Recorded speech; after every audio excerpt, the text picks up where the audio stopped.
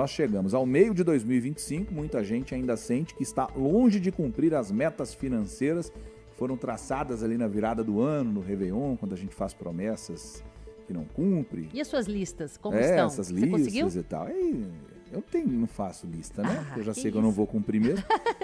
Já Mas aí adianta. as pessoas falam que vão quitar dívidas, guardar dinheiro, investir. Só que, segundo especialistas, apesar da gente ter chegado ao meio do ano, ainda dá tempo de fazer um replanejamento e talvez até virar esse jogo. E para a gente saber como isso pode funcionar, nós vamos conversar agora com a líder da XP em Minas Gerais, no Espírito Santo, Cecília Perini, que vai trazer dicas para corrigir essa rota e, pelo menos, encerrar o ano com mais equilíbrio do que caminhamos até aqui. Cecília, boa noite, seja bem-vinda aqui ao Deadline da 98 News. Boa noite, Luiz Fernando. Boa noite, ouvintes, Maíra também. Tudo bem? Tudo jóia. Muito boa noite para você também. Cecília, por que a gente pode considerar o meio do ano ainda como um ponto de virada, assim, mesmo tendo metade do tempo para fazer um planejamento? Dá para fazer mesmo esse planejamento e virar o jogo? Não, sem dúvida. O meio do ano é um momento ideal para a gente rever se a gente está mais perto ali do nosso objetivo ou se a gente já abandonou ele, né? Então, normalmente a gente orienta e aí no sentido tanto, né, de olhar as carteiras de investimentos, mas também os objetivos menores, né? Algumas pessoas começam o ano ali já com o desafio de colocar as contas em dia, de deixar ali o orçamento mais ajustado, né, de fazer a primeira reserva financeira.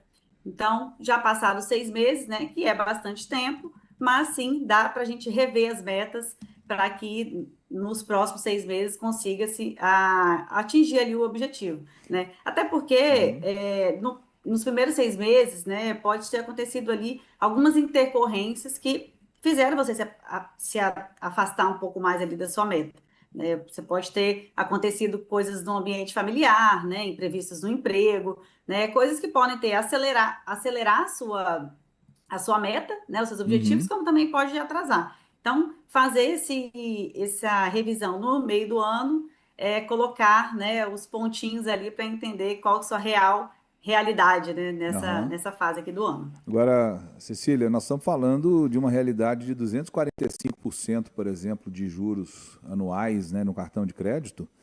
É uma realidade duríssima, realidade brasileira. O cartão que é o preferido de quase 90% de quem deve alguma coisa nesse país. E a Confederação Nacional do Comércio sempre divulga o índice de endividamento e o índice de inadimplência do brasileiro de forma geral, e esses índices são índices altos, né? A gente está com 70 e tantos por cento de endividamento, com 30% de inadimplência. É certo dizer que o primeiro passo para começar a reorganizar as finanças é organizar principalmente as dívidas? Não, sem dúvida. Entender o seu orçamento, né? Para onde você está direcionando os seus recursos. E essas taxas de juros, realmente, ela pode consumir, se você não tiver, né, uma organização grande ali do seu orçamento, elas podem consumir grande parte ali da sua remuneração.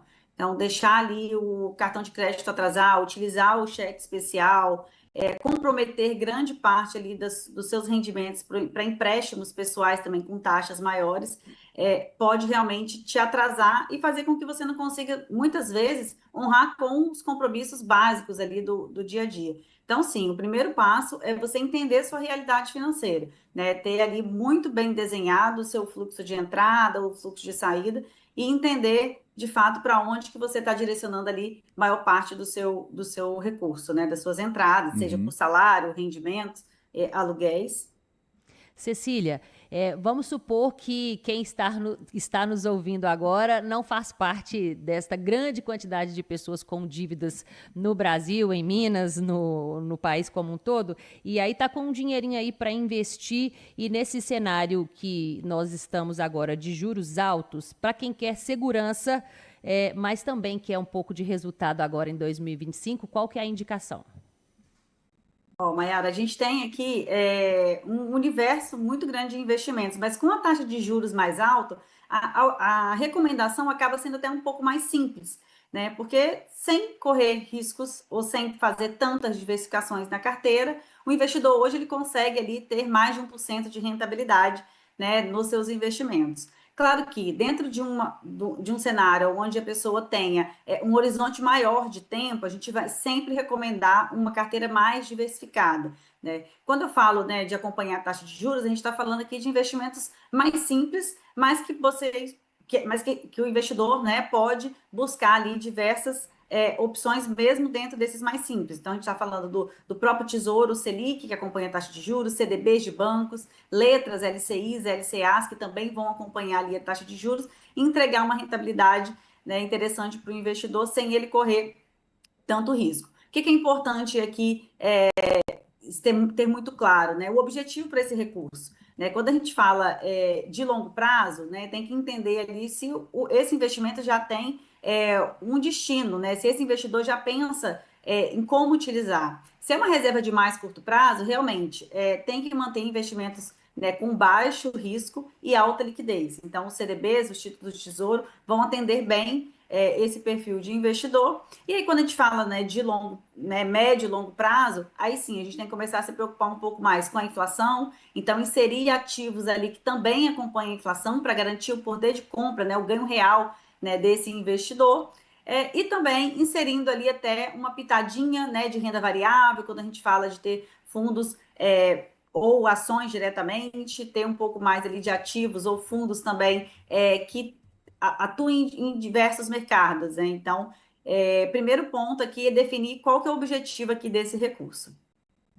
Muito bem, Cecília.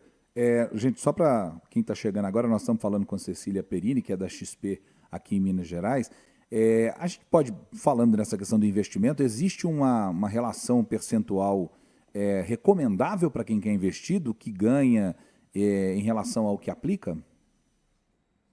Existe um mundo ideal, né, que é o investidor ter ali, canalizar 70% dos seus rendimentos para as despesas básicas e fixas e recorrentes, né, e direcionar 30%, né, para uma reserva que seja de uma reserva de emergência e depois, no segundo momento, pensar numa reserva de aposentadoria, né, uma reserva mais de longo prazo, de construção de patrimônio.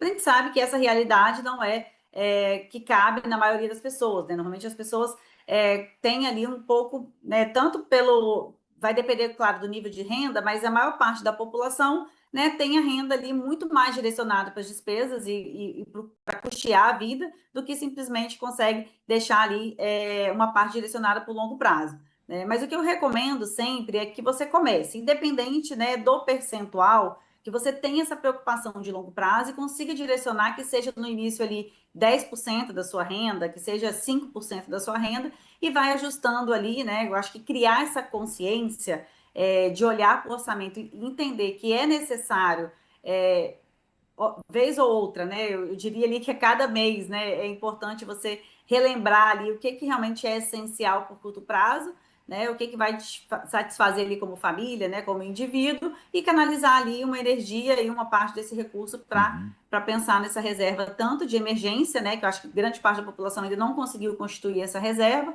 mas também pensar no longo prazo e na aposentadoria. Falar para você que é meu sonho, viu? 30% de sobra para investir, meu sonho. Eu durmo e sonho e acordo com isso todo dia. E eu não Mas cheguei nem perto, vou consigo, confessar aqui, tá bom, gente? Mas eu acho que o maior problema, talvez a Cecília confirme isso, ou diga se eu estou falando uma grande bobagem, o maior problema é que a gente não teve educação financeira, né? Cecília, a primeira infância, o ensino fundamental não traz educação financeira, e isso talvez seja o grande diferencial para o brasileiro crescer acostumado a guardar alguma coisa, né? Não tenha dúvida. A educação financeira é que vai realmente te dar essa consciência, né? Tanto para você evitar o imediatismo, então acho que grande parte das famílias comprometem muita renda por querer antecipar sonhos, né? Não conseguem, às vezes, se organizar para ter essa reserva e adquirir o bem no médio e longo prazo e acabam antecipando. Essa antecipação pode ser cara, né? Porque você mesmo falou, Luiz, a questão dos juros, né? Os juros, ele compromete ali grande parte ali dessa renda. Então, essa educação financeira, que é o que a XP e a gente, né, vem trazendo muito, né, para as pessoas a cada dia, é realmente olhar o que você tem hoje, né, e ter essa preocupação de maior longo prazo e saber priorizar. Né? O planejamento financeiro é o caminho para que você realmente tenha um objetivo final. Porque a maioria das pessoas também não conseguem atingir um objetivo porque não tem um objetivo muito bem definido, né? Sim. Então, não tem, olha, eu quero acumular X reais em tanto tempo, eu quero trocar o meu imóvel, eu quero comprar um carro. Esses objetivos finais, né, vão te ajudar a você fracionar ele, né? Então, claro, você quer uma aposentadoria confortável, puxa, o quanto você precisa acumular por mês, o quanto você precisa guardar mensalmente. Você quer comprar seu imóvel, quer dar uma entrada no imóvel, o que que você vai precisar, o quanto você vai precisar acumular por mês. Então, o planejamento financeiro, ele vai te ajudar a chegar melhor ali no seu objetivo, na verdade, com mais planejamento de fato, como mesmo diz o nome.